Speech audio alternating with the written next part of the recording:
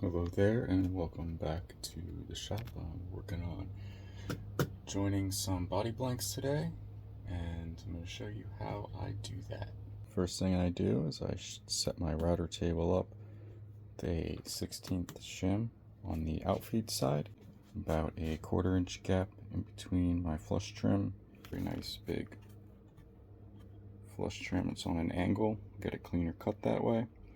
So as it goes through, takes off about a 1/16 and rides right along that edge.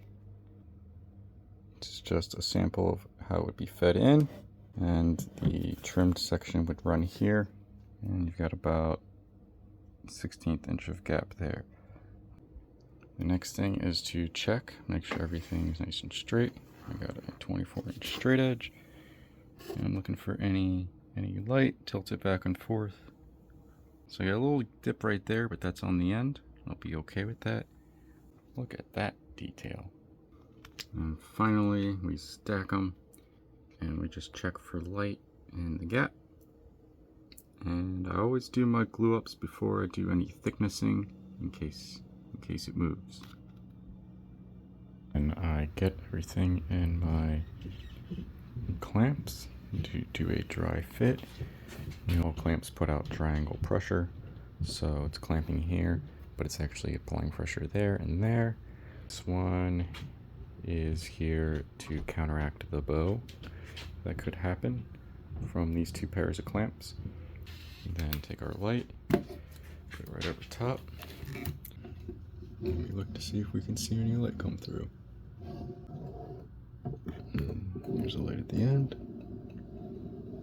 And let's see.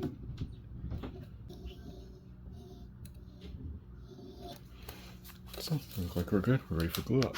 I've got my boards stacked up on end. Got some wax paper. Got my thing of water for any excess mess that I made. And a Titebond 3 for longer setup time. Allows me to dial things in. And clamp here is ready to go on top. These are backed out. Nice slick surface here.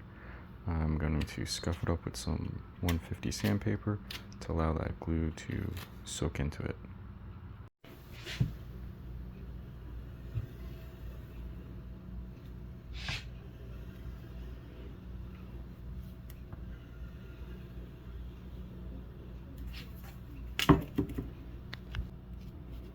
I like to use my finger because I can feel when it goes into the wood. You can feel there's some dry spots.